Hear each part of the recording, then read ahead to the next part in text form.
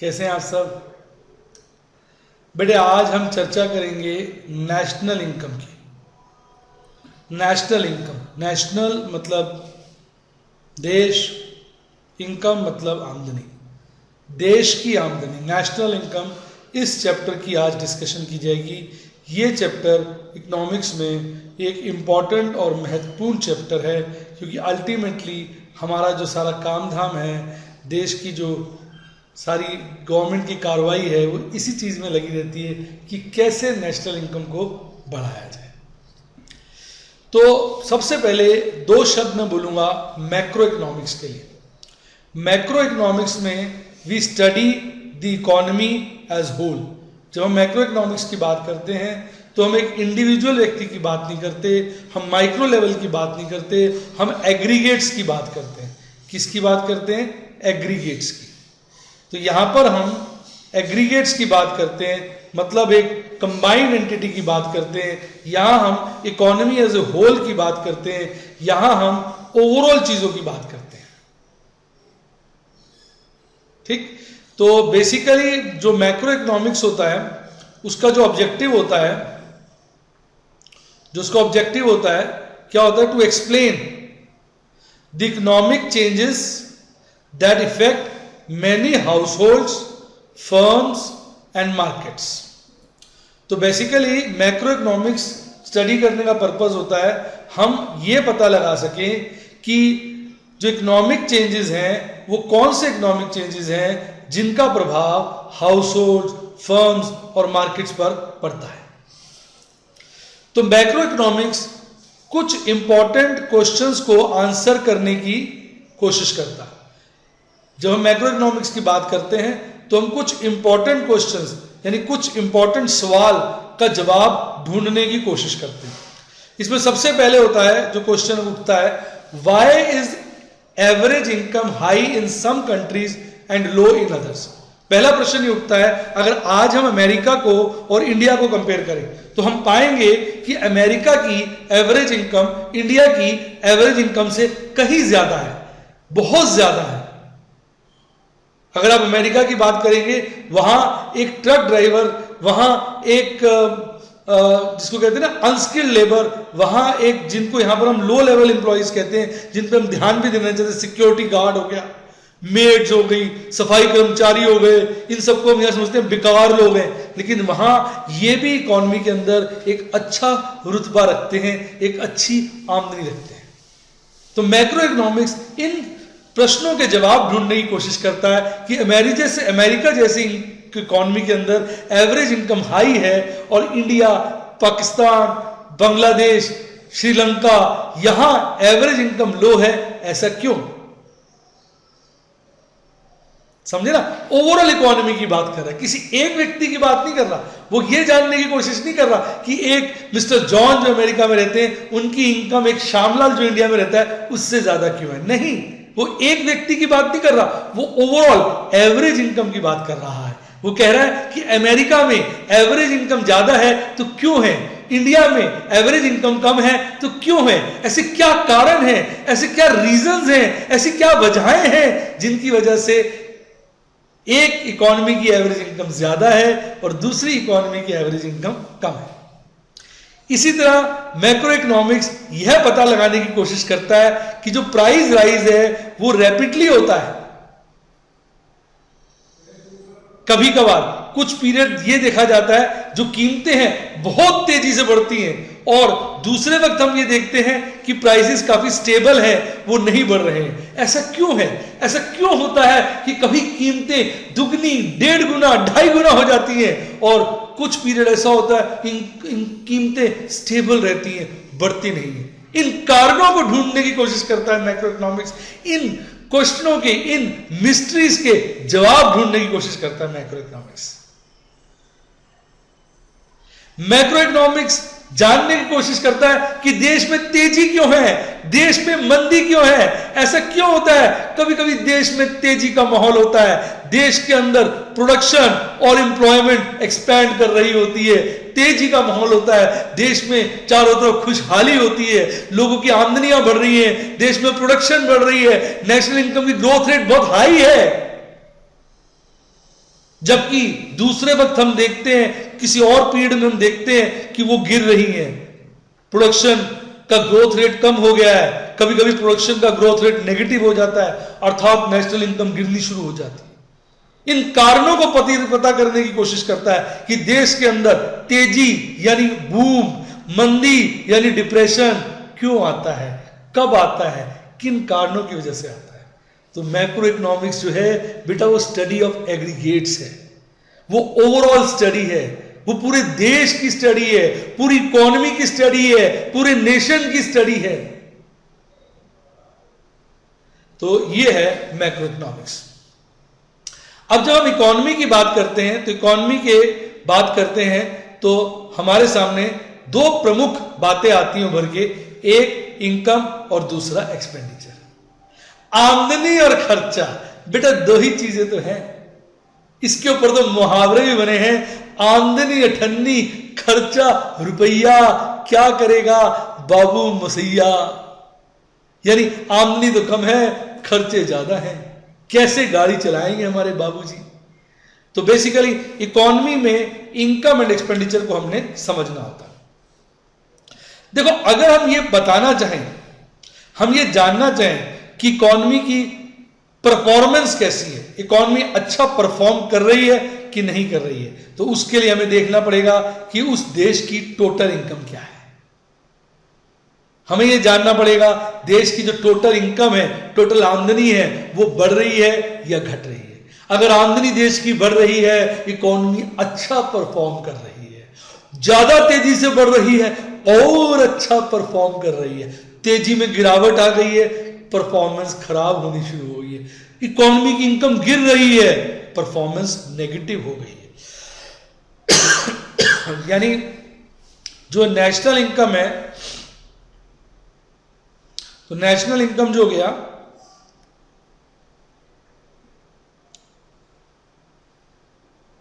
Is a good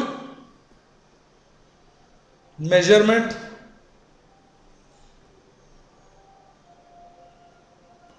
of performance of an economy. तो देश की आमदनी की बारे में जानकर आप अपने विचार प्रकट कर सकते हैं, आप यह पता लगा सकते हैं कि देश की परफॉर्मेंस कैसी चल रही है, काम कैसे हो रहा है। हम कैसे गवर्नमेंट को क्रिटिसाइज करते हैं, ये गवर्नमेंट को हराना है, इस पार्टी को इस बार हराना है क्योंकि इस पार्टी के राज्यकाल में देश की आमदनी बढ़ी ही नहीं, देश की आमदनी गिर गई, हाय हाय हाय हाय। लोग इस तरह की बात करते हैं। और जो दूसरी पार्टी होती है वो बोलती है इस सरकार को हटाओ, हमें पावर में लेके आओ, हम आपके देश की आमदनी, हम अपने देश की आमदनी बढ़ा देंगे, हम लोगों को रोजगार देंगे, लोगों की आमदनी को बढ़ाएंगे, हम ऐसे कार्य करेंगे, ऐसे काम करेंगे जिससे देश की आमदनी बढ़े। इस तरह की चर्चा करते हैं लोग। अच्छा देखो, जब हम पूरी इकोनॉमी की बात करते हैं ना, होल इकोनॉमी की, तो जो किसी भी इकोनॉमी के पॉइंट ऑफ व्यू से सदा याद रखिए इनकम और खर्चा बराबर होगा। एक इकोनॉमी का जो इनकम और खर्चा होता है वो सदा बराबर होता है। Economy's income is always equal to economy's expenditure. एक इकोनॉमी के पॉइंट ऑफ व्यू से आमदनी और खर्चा बराबर होता है, क्योंकि एक आदमी की आमदनी दूसरे आदमी का खर्चा है। आज मैं अपने एम्प्लॉय को सैलरी देता हूं तो वो मेरा खर्चा है, मेरे एम्प्लॉय की इनकम है। मेरा एम्प्लॉय उससे ब्रेड खरीदता है, ब्रेड बेचने वाले की वो इनकम है, मेरे एम्प्लॉय के लिए खर्चा है। तो जब हम पूरी इकोनॉमी की बात करते हैं तो इनकम और एक्सपेंस दोनों बराबर होते हैं। तो यही बात मैंने यहां समझाई। यहां पर for an economy as a whole income must equal expenditure because first reason every transaction has a buyer and seller। तो बायर के लिए तो बेटा खर्चा है, पर सेलर के लिए क्या है, वो इनकम है। तो बायर के लिए एक्सपेंस है और सेलर के लिए क्या है, इनकम है। Therefore every rupee of spending, spending कौन करेगा, buyer. By some buyer is a income for some seller. तो इसलिए देश के अंदर इनकम और एक्सपेंडिचर दोनों सदा ही बराबर अर्थात इक्वल होंगे। जब हम देश की बात करते हैं तो सबसे पहला जो टर्म है हमारे जहन में या हमारे दिमाग में आता है उसको हम शॉर्ट में बोलते हैं GDP, gross domestic product. Gross domestic product, जो ग्रॉस डोमेस्टिक प्रोडक्ट है वो बेसिकली देश की आमदनी कह लीजिए या देश के एक्सपेंडिचर को मेजर करता है। जैसा कि मैंने अभी अर्ज किया कि एक इकोनॉमी के पॉइंट ऑफ व्यू से, एक देश के पॉइंट ऑफ व्यू से इनकम और एक्सपेंडिचर बराबर होते हैं। तो ग्रॉस डोमेस्टिक प्रोडक्ट जो है वो मेजरमेंट ऑफ इनकम है या मेजरमेंट ऑफ एक्सपेंडिचर है ऑफ एन इकोनॉमी। अब इसका मतलब क्या है, meaning, what is the meaning of GDP? GDP का मतलब क्या है? GDP is the total market value. पहले शब्द पे ध्यान दें, जीडीपी जो है वो मार्केट वैल्यू है, टोटल मार्केट वैल्यू है all final goods and services produced with in a country in a given period of time. तो ये इनके 4 पॉइंट हैं जो आपने ध्यान रखने हैं। पहली बात, टोटल मार्केट वैल्यू, सदा ध्यान रखें जीडीपी जो है वो मार्केट वैल्यू है। पहली बात, किसके market value? All final goods and services. कहां प्रोड्यूस हुए हो? With in boundary of a country, और एक पर्टिकुलर पीरियड में, जो कि नॉर्मली हम क्या लेते हैं, 1 ईयर। तो जो ग्रॉस डोमेस्टिक प्रोडक्ट है वो मार्केट भाव का टोटल है, वो सभी फाइनल गुड्स एंड सर्विसेज के मार्केट भाव का टोटल है जो एक पर्टिकुलर पीरियड, जो कि नॉर्मली 1 साल होता है, एक कंट्री के अंदर प्रोड्यूस करे गए। अर्थात 1 साल के अंदर किसी एक कंट्री के अंदर जो all final goods and services हैं जो प्रोड्यूस किए गए हैं, उनकी जो मार्केट वैल्यू है उसको हम ग्रॉस डोमेस्टिक प्रोडक्ट कहते हैं। अर्थात एक किसी भी देश के अंदर एक पर्टिकुलर पीरियड में जो final goods and services produce हुए हैं उनकी जो टोटल मार्केट वैल्यू है वह कहलाती है ग्रॉस डोमेस्टिक प्रोडक्ट। इसमें सदा ध्यान रखिए, with in a country means with in boundary of a country, with in boundary of a country.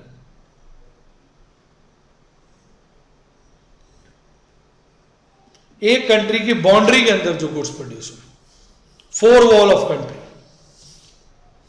अब बेटे अभी हमने बात करी एक्सपेंडिचर इक्वल टू इनकम। इस चर्चा को हम जारी रखेंगे और एक सर्कुलर फ्लो डायग्राम बनाएंगे जिससे हम बताएंगे कि भाई इनकम और एक्सपेंडिचर देश के अंदर क्यों इक्वल होता है। मोटा मोटा अगर हम देखें, देश के अंदर 2 सेक्टर्स होते हैं। थोड़ी देर के लिए आप गवर्नमेंट को भूल जाइए, एक फर्म, एक हाउस होल्ड। ध्यान से देखिए, अब हम पहले फर्म्स की बात करते हैं। फर्म्स ने गुड्स एंड सर्विसेज बेचे, तो ये फर्म के लिए क्या हो गया, रेवेन्यू। अगर फर्म गुड्स एंड सर्विसेज देगी तो बदले में उसको पैसे मिलेंगे, वो उसकी इनकम हो गई। इसको आप एक्स मान लीजिए। अब जो ये गुड्स एंड सर्विसेज मार्केट के अंदर आए वो हाउस होल्ड्स ने खरीदे ना, तो जो फर्म ने गुड्स एंड सर्विसेज दिए मार्केट को, वो मार्केट से किसके पास पहुंचे, हाउस होल्ड्स के पास। अब हाउस होल्ड जब वो फर्म से माल खरीदेंगे तो पैसा खर्चेंगे, वो स्पेंडिंग हो गई। तो जितना हाउस होल्ड खर्चेंगे, दिमाग लगाओ, उतना ही तो फर्म की इनकम होगी। अब हाउस होल्ड्स ने गुड्स एंड सर्विसेज खरीदने के लिए एक्स रुपीज स्पेंड किए, तो फर्म्स को गुड्स एंड सर्विसेज बेचने से एक्स रुपीज मिले। हाउस होल्ड का खर्चा है, फर्म की इनकम है। बताइए कैसा लगा। अब फर्म ये गुड्स एंड सर्विसेज जो बनाएगी तो उसके लिए उसको क्या चाहिए होगा, इनपुट्स फॉर प्रोडक्शन। यानी उसको इसके लिए क्या चाहिए होगा, लैंड चाहिए होगी, लेबर चाहिए होगा, कैपिटल चाहिए होगा। ये उसको कहां से मिलेगा, हाउस होल्ड से। हाउस होल्ड अपनी जमीन देंगे, हाउस होल्ड अपनी लेबर देंगे, हाउस होल्ड अपनी कैपिटल देंगे, इसको वो यूज करेगी फर्म। तो यूज करेगी तो फर्म का ये क्या हो गया, एक्सपेंडिचर। और ये जो पैसे हैं हाउस होल्ड्स को मिलेंगे, हाउस होल्ड्स की income from factors of production हो गई, जो उन्होंने फैक्टर्स ऑफ प्रोडक्शन दिए। ये जो प्रोडक्शन के लिए हाउस होल्ड चीजें देते हैं ना, क्या देते हैं, लैंड, लेबर, कैपिटल, इसको हम बोलते हैं फैक्टर्स ऑफ प्रोडक्शन। तो हाउस होल्ड ने फैक्टर्स ऑफ प्रोडक्शन फर्म को दिए। फैक्टर्स ऑफ प्रोडक्शन कह लो या इनपुट्स फॉर प्रोडक्शन कह लो, और फर्म ने उसका पेमेंट किया किस रूप में, वेजेस, रेंट एंड प्रॉफिट के रूप में। ये फर्म का एक्सपेंस हो गया और ये हाउस होल्ड की इनकम है। हां कि ना। अब फर्म ने जो रेवेन्यू कमाया वो सारा का सारा रेवेन्यू तो बांट दिया उसने। किस रूप में बांट दिया, कुछ वेजेस के रूप में, कुछ रेंट के रूप में, कुछ प्रॉफिट के रूप में। तो अल्टीमेटली वो सारा का सारा जो खर्चा फर्म ने किया वो हाउस होल्ड्स की क्या हो गई, इनकम हो गई। वो हाउस होल्ड्स की क्या हो गई, इनकम हो गई। अब कई लोग नेशनल इनकम को कैसे डिफाइन करते हैं, कई लोग कहते हैं नेशनल इनकम को डिफरेंट वे में डिफाइन करते हैं। ध्यान से देखना, नेशनल इनकम को पहला होता है output method. Output method, money value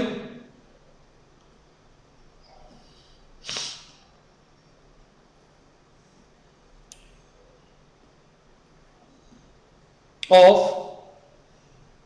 all goods and services produced in an economy. First method. तो फर्स्ट मेथड के हिसाब से ये हो गया ना, मनी वैल्यू, वही जो फर्म को मिला फर्स्ट मेथड के हिसाब से, गुड्स एंड सर्विसेज बेच के जो फर्म को मिला फर्स्ट मेथड के हिसाब से, तो वो फिर क्या हो गया, सोचो, एक्स हो गया। हाँ कि ना। अलग अलग कलर यूज करता हूं पेन के। सेकंड मेथड कहलाता है income method.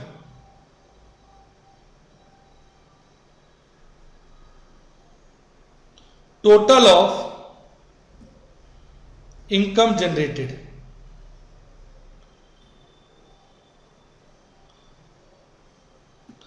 That is wages plus rent plus profit. ध्यान से देखिए, वो भी क्या हो गया, ये वाला एक्स हो गया सेकंड डेफिनेशन के हिसाब से। इनकम जो मिली किसको, हाउस होल्ड को, तो इसकी वैल्यू भी क्या हो गई, एक्स ही हो गई। कैसा लग रहा है बेटा, बच्चों की तरह समझा रहा हूं। Third, expenditure method.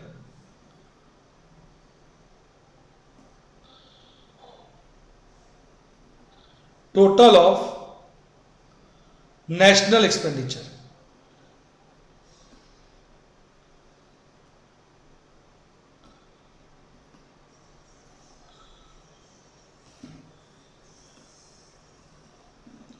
Economies expenditure, देश में जो खर्चा हुआ वो क्या हो गया, स्पेंडिंग। ये भी क्या हो गया, एक्स हो गया। तो नोट करो, आप किसी भी वे से इसको देखो तो आंसर क्या आता है, एक्स आता है। तो नेशनल इनकम के तीन मेथड सजेस्ट किए गए हैं, output method, income method, expenditure method. तो चाहे आप आउटपुट मेथड यानी जो गुड्स एंड सर्विसेज प्रोड्यूस किए गए उनकी वैल्यू देखें, या जो इनकम जनरेट की गई है उसकी वैल्यू देखें, या जो देश में खर्चा किया उसकी वैल्यू देखें, हर स्थिति में वो क्या आएगा, एक्स आएगा। तो ये सर्कुलर फ्लो डायग्राम हमें ये एक्सप्लेन करता है कि नेशनल इनकम को आप किसी भी मेथड से कैलकुलेट करो वो सेम आती है। हाँ कि ना। थोड़ा सा फर्क होता है डोमेस्टिक और नेशनल इनकम में, जिसकी चर्चा हम आगे करेंगे, जैसे जैसे आगे बढ़ेंगे बात करेंगे। अब मेजरमेंट ऑफ जीडीपी, किस तरह से हम नेशनल इनकम निकालते हैं। सबसे पहली बात, हम जो गुड्स होते हैं, आउटपुट होते हैं, उसको किस पर वैल्यू करते हैं, मार्केट प्राइस पर। गुड्स की जो वैल्यू लेते हैं वो मार्केट प्राइस पर लेते हैं, और गुड्स में केवल फाइनल गुड्स लेते हैं, अर्थात इसमें इंटरमीडिएट गुड्स नहीं लेते। अब मैं इसके एग्जांपल देता हूं, सुनना। देखो, मैं कोई ब्रेड खाता हूं, मैं ब्रेड यूज करता हूं अपने लिए, अपने परिवार के लिए, ये फाइनल गुड्स है। एक ब्रेड पकोड़ा बनाने वाला ब्रेड यूज करता है ब्रेड पकोड़ा बनाकर बेचने के लिए, तो ये इंटरमीडिएट गुड्स है। कैसा लगा? मैं अपनी कार के लिए टायर लेता हूं, ये फाइनल गुड्स हो गए। एक कार बनाने वाली कंपनी टायर लेती है, कार बनाकर बेचती है, उसके लिए टायर इंटरमीडिएट गुड्स हो गए।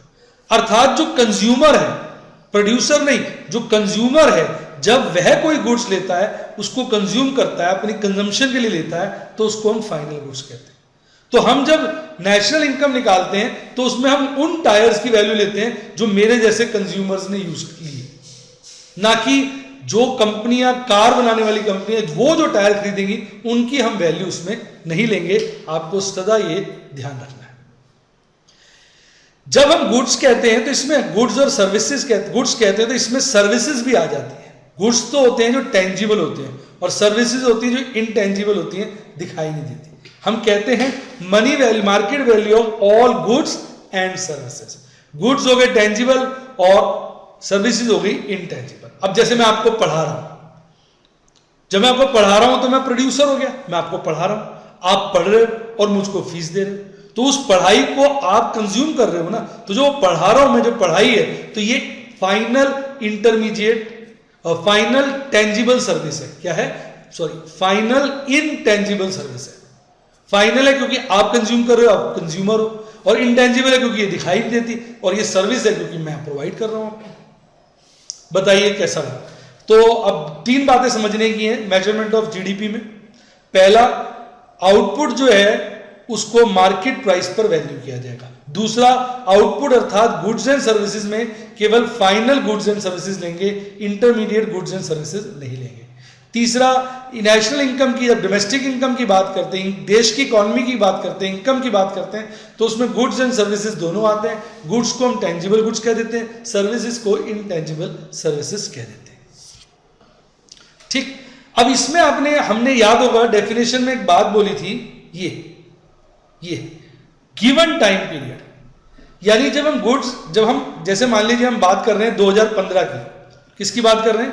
2015 की। हम डोमेस्टिक इनकम जीडीपी ऑफ 2015 निकाल रहे हैं सपोज, तो हम इसमें केवल वही गुड्स एंड सर्विसेज लेंगे जो करंटली प्रोड्यूस हुए हैं, currently produce, that is in 2015। तो इसमें हम वो गुड्स एंड सर्विसेज नहीं लेंगे जो पहले प्रोड्यूस हो चुकी है, पास्ट में प्रोड्यूस हो चुकी है। मैंने आपको पहले भी कहा था, डोमेस्टिक का मतलब होता है बाउंड्री ऑफ अ कंट्री। तो जब हम डोमेस्टिक की बात करेंगे तो इसका मतलब बेसिकली हम इसमें क्या ले रहे हैं? It measures the value of production within geographical confines of a country, यानी within geographical boundary of a country, within 4 wall of the country. देश की बाउंड्री के अंदर जो माल प्रोड्यूस होता है उसकी वैल्यू जब हम करते हैं तो उसको हम बोलते हैं क्या? जीडीपी। तो ग्रॉस डोमेस्टिक प्रोडक्ट जो होता है वो उन गुड्स एंड सर्विसेज की वैल्यू होती है जो एक देश की बाउंड्री के अंदर प्रोड्यूस हुए, देश की बाउंड्री के बाहर नहीं हो, देश की जोग्राफिक बाउंड्री के विद इन प्रोड्यूस हुए, उन गुड्स की वैल्यू को हम जीडीपी बोलते हैं। दूसरा, मैंने बताया कि इसमें हम एक पर्टिकुलर टाइम पीरियड की बात करते हैं, स्पेसिफिक टाइम इंटरवल। नॉर्मली वो ईयर होता है, पर आप क्वार्टरली भी निकाल सकते हैं, हाफ ईयरली भी निकाल सकते हैं, पर जो सबसे इंपॉर्टेंट और जो पॉपुलर मेजरमेंट है डोमेस्टिक इनकम का, वो जो है वो होता है क्या? 1 ईयर। डोमेस्टिक इनकम और नेशनल इनकम में हल्का सा फर्क है जिसकी चर्चा हम आगे करेंगे। तो सबसे बड़ी बात है कि डोमेस्टिक इनकम के अंदर क्या काउंट होता है। एक बात सदा ध्यान रखना, जब हम देश की इनकम की बात करते हैं, डोमेस्टिक प्रोडक्ट की बात करते हैं, तो बेटा उसमें सारी लीगल आइटम्स जोड़ी जाती हैं, इलीगल नहीं। चोर, डकैत, स्मगलर्स, भाई लोगों की इनकम को नहीं जोड़ा जाता क्योंकि वो इलीगल है। उनके लिए जरूर चोरी करना एक रोजी रोटी है, लेकिन वो देश की आमदनी के अंदर इंक्लूड नहीं होगी। देश की आमदनी में केवल लीगल आइटम्स ही इंक्लूड होती हैं, इलीगल चीजें इंक्लूड नहीं होती। देश के आइटम्स के अंदर क्या चीज इंक्लूड नहीं होती है?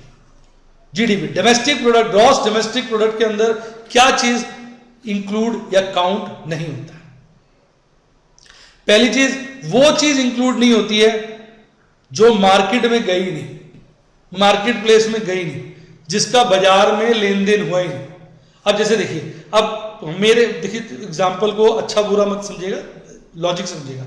मेरे घर में मेड है, वो 5,000 रुपये लेती है और मुझे खाना बना के खिलाती है, तो जो मेड की सर्विसेज है वो ग्रॉस डोमेस्टिक प्रोडक्ट में काउंट होंगी। मैं हर बात का एग्जांपल देता हूं अच्छा से सुनिए, क्योंकि मेड जो है एक प्रकार से जॉब कर रही है, वो मार्केट प्लेस में एंटर कर रही है, उसने मार्केट में जाके अपनी सर्विसेज ऑफर की और उन सर्विसेज को मैंने कंज्यूम किया। अब मान लीजिए मेरे घर में मेड नहीं है और मेरी प्यारी सी खूबसूरत सी बीवी अपने खूबसूरत हाथों से खाना बनाकर मुझको खिलाती है और मेड से भी स्वादिष्ट खाना बनाती है, तो उसकी वैल्यू तो 5,000 से भी ज्यादा होगी, अनमोल हो गई। तो ऐसी अनमोल चीजों को हम ग्रॉस डोमेस्टिक प्रोडक्ट के अंदर नहीं लेते। हम कहते हैं भाई ये चीज तो कभी मार्केट प्लेस में एंटर ही नहीं करी, तो आप इसको कैसे इंक्लूड कर सकते हैं? तो याद रखिए, ग्रॉस डोमेस्टिक प्रोडक्ट में केवल वही गुड्स एंड सर्विसेज, केवल वही सर्विसेज और गुड्स जो प्रोड्यूस हुए हैं और जो मार्केट प्लेस में एंटर हुए हैं उनको इंक्लूड किया जाएगा। जो मार्केट प्लेस में एंटर नहीं हुए वो इंक्लूड नहीं होंगे। कैसा लगा है?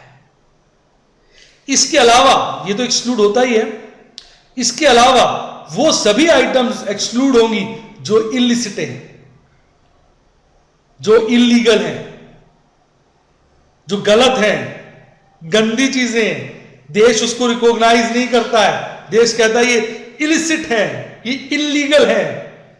उन चीजों को हम ग्रॉस डोमेस्टिक प्रोडक्ट के अंदर काउंट नहीं करते।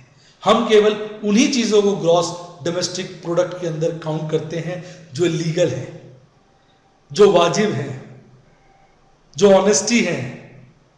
गलत चीजों को देश के अंदर, देश की इनकम में नहीं लिया जाता। तो ग्रॉस डोमेस्टिक प्रोडक्ट, याद रखिए, ये वो इनकम है जो देश के फोर वॉल, देश की ज्योग्राफिकल बाउंड्री के अंदर प्रोड्यूस हुई है। थोड़ा सा फर्क होता है डोमेस्टिक और नेशनल इनकम में, इसकी चर्चा हम नेक्स्ट वीडियो में करेंगे। क्योंकि आपने देखा हो कई जगह मैंने नेशनल वर्ड यूज किया था, फिर मैंने उसको काटा, मैंने उसको इकोनॉमी कर दिया या डोमेस्टिक कर दिया। क्योंकि अभी जो मैं समझा रहा हूं आपको, ग्रॉस डोमेस्टिक प्रोडक्ट बता रहा हूं। ग्रॉस मतलब होता है विदाउट कंसिडरिंग डेप्रिसिएशन। इन सब बातों की चर्चा आगे होगी। अभी आप ये समझिए, जो कंट्री के बाउंड्री के अंदर जो माल प्रोड्यूस होता है, जो गुड्स प्रोड्यूस होते हैं, जो सर्विस प्रोड्यूस होती है, जो उनकी मार्केट वैल्यू होती है, उसको हम कहते हैं ग्रॉस डोमेस्टिक प्रोडक्ट। यहां देश की बाउंड्री बहुत जरूरी है। कैसा लगा? दूसरी बात, ग्रॉस डोमेस्टिक प्रोडक्ट को निकालते वक्त हम जो चीजें मार्केट में एंटर ही नहीं करती हैं उनकी वैल्यूएशन नहीं करते कंसीडर। जो इलीगल है, इलिसिट है, उनको कंसीडर नहीं करते। यानी जब ग्रॉस डोमेस्टिक प्रोडक्ट की बात करते हैं तो हम मार्केट में एंटर हुए गुड्स एंड सर्विसेज के मार्केट वैल्यू की बात करते हैं, लीगल आइटम्स के मार्केट वैल्यू की बात करते हैं। मुझे उम्मीद है बेटा, जो मैंने आपको ये वीडियो कराया है, आपको एक एक चीज समझ में आ गई होगी। आप अपने सुझाव और सजेशन जो है मेरे व्हाट्सएप नंबर पे दे सकते हैं। मेरा व्हाट्सएप नंबर है 9990112455। कोई भी डाउट हो, कोई भी क्वेरी हो, अगर आपने मेरी वीडियो क्लास ज्वाइन की हुई है तो आप अपने डाउट्स, अपनी क्वेरीज मुझे व्हाट्सएप नंबर पे करें 9990112455। मेरा जवाब आपको जरूर आएगा। कोई भी आपको वीडियो से रिलेटेड जानकारी लेनी हो, कोई भी बात जानना चाहते हो, कोई भी चर्चा करना चाहते हो, आप मेरे इस नंबर पे मुझे व्हाट्सएप करें। कॉल भी कर सकते हैं, कोई दिक्कत नहीं, आप फोन कॉल करिए, मैं आपका कॉल जरूर पिक करूंगा। Bye bye.